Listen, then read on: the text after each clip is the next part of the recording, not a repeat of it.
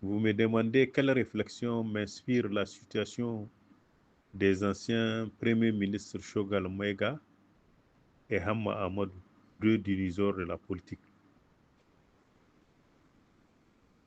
J'avoue que malgré leurs différences, les anciens premiers ministres Shogal Kokala Maïga du Mali et Hamma Amadou du Niger, on peut se permettre de dire qu'ils ont à peu près un destin commun. On peut se tromper d'analyse, mais nous pensons qu'ils ont à peu près un destin commun.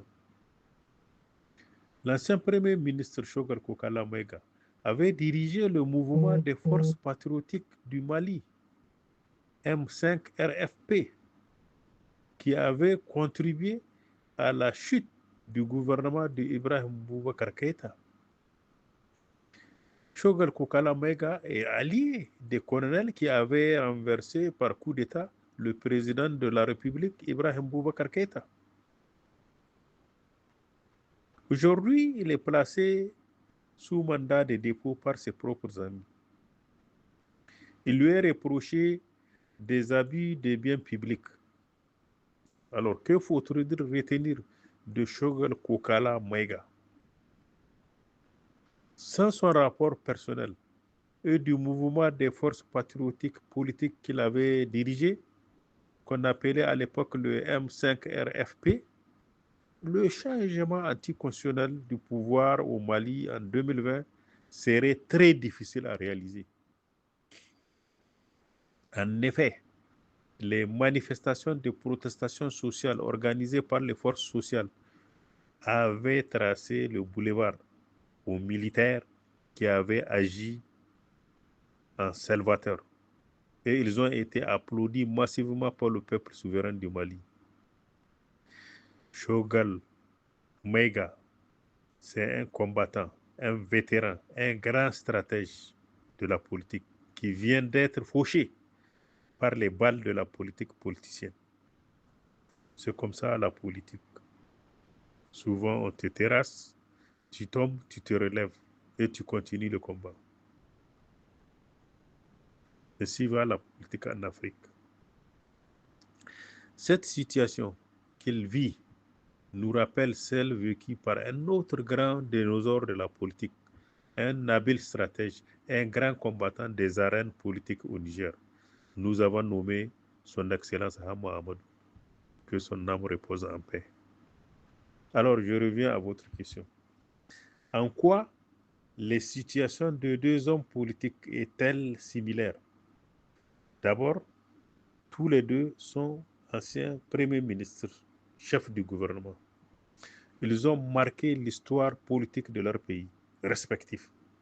Ils ont réussi à impulser un dynamisme à la gestion politique de leur pays. Ils n'ont pas leur langue dans la poche, pour dire la vérité.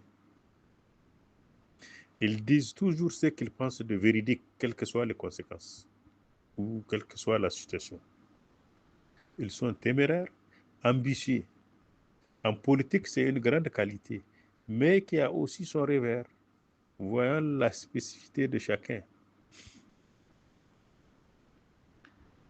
Le cas de Shogal Kokala Maïga, malgré l'embargo imposé à la République du Mali et le climat d'insécurité qui sème la terreur au Mali, le chef du gouvernement du Mali, Shogal Kokala Maïga, avait réussi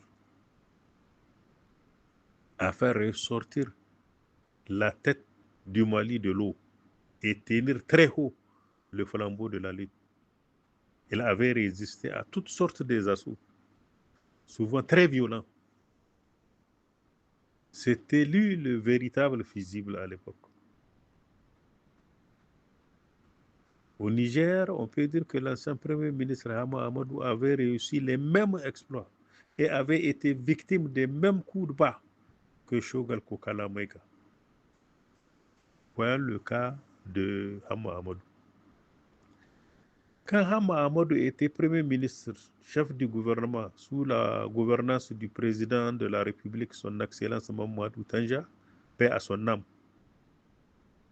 son compagnon de lutte, Hama était Premier ministre de 2000 à 2007. Il avait réussi à mettre l'économie du Niger sur les rails. En effet, les arriérés des salaires des travailleurs et des fonctionnaires, les arriérés de paiement des bourses des étudiants et une partie importante de la dette intérieure étaient épongés à l'époque de Hama, sans pour autant endetter le pays. Le taux d'endettement ne dépassait pas 50% du PIB. Sa réussite dans la gestion économique, financière et politique du pays lui avait attiré la jalousie de ses congénères, les crocs en jambes de la classe politique, y compris celle de son propre camp. Il avait été accusé d'abus des biens publics et jeté en prison plusieurs fois. Il avait été contraint de démissionner suite à une motion de censure votée par son propre camp.